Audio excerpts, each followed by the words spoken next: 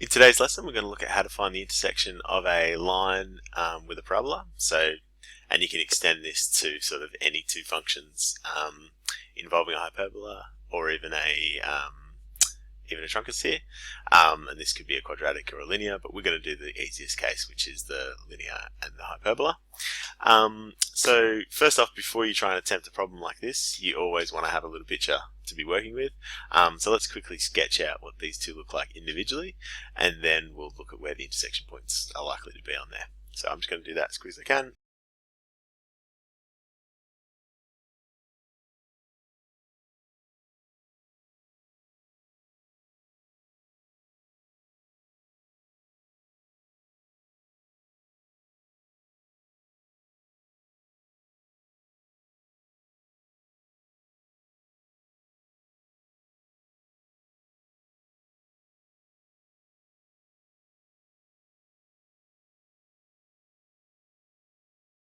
Okay, so there's what those two lines look like separately. And if we're trying to find the intersection, then what we're trying to find is these two spots here where those two lines cross. So just like with any intersection, we're going to solve this by setting the two functions equal to each other. F of x equals g of x.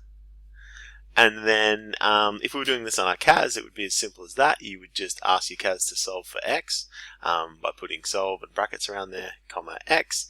But we'll do a little bit of practice by hand, although I'll probably play that at double speed as I work through, just stopping along the way to comment on some things. So let's plug in first.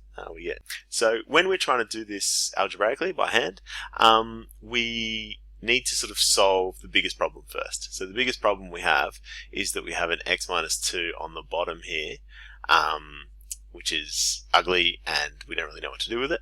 So what I'm going to do is I'm actually just going to multiply the whole thing here through by x minus 2. So when I multiply the 6 over x minus 2 by x minus 2, I'm just going to get 6. When I multiply negative 5 by x minus 2, I'm going to get negative 5x plus 10. And so on and so forth all the way through. So I'll just write out that step.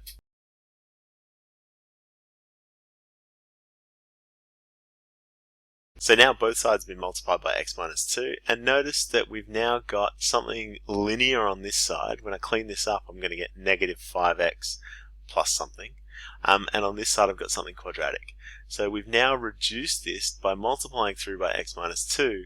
We've reduced this from a linear versus hyperbola problem into now a linear versus parabola problem, and we've got some experience solving those.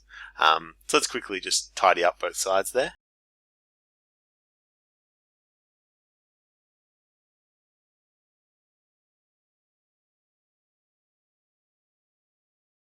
So now we can see that that line and that parabola.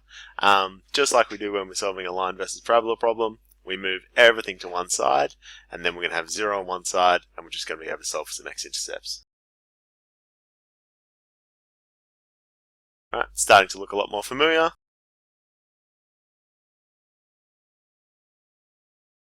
We finally get it in factorized form, and we can see that the solutions here are going to be x equals 1 or x equals 5. We don't know what the y values are yet, but we can just plug those back into the linear equation. So when we plug in x equals 1 up here, we're going to get 2 minus 13 is negative 11. And when we plug in 5 up here, we're going to get 10 minus 13 is negative 3.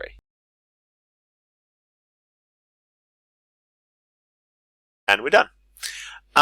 So notice that because this ends up being a quadratic problem in disguise, that means that all of the stuff that we've learned about quadratics is relevant, including the discriminant. So where would the discriminant come into play here? Well, we might be finding a tangent between these two. So we could have a line that runs in maybe at this sort of angle. And that would be a case where once you reduce this down to its quadratic form, you would have a discriminant equal to 0. Or you could even have a scenario where a line passes through and misses entirely, and that would be where the discriminant is less than 0. But any situation where we have a line of positive gradient passing through a rectangular hyperbola like this with a positive a value is always going to have two solutions, because just the geometry of the situation, you can see that that line is always going to have to eventually cut across both at some point. So you might ask about intersections with trunci. You might ask, is that the same deal? It's pretty similar. You follow the same process, but instead of getting a quadratic like we did before, we're going to end up getting a cubic. And one thing we know about cubics is they always have at least one solution. Well, where does that come from? Well, any line you want to draw on this Cartesian axis is always going to have to cut this cubic at least once. So even a line down here is eventually going to cross that truncus out on the right. A cubic can also have up to 3 solutions. So here's the version, here's where it has 3 solutions. It can have 2 solutions, but only if one of them is a just toucher. There's that one. Or it can have 1 solution, as we've seen, but it can't have 0 solutions. And that's because when you do the rearranging on the truncus,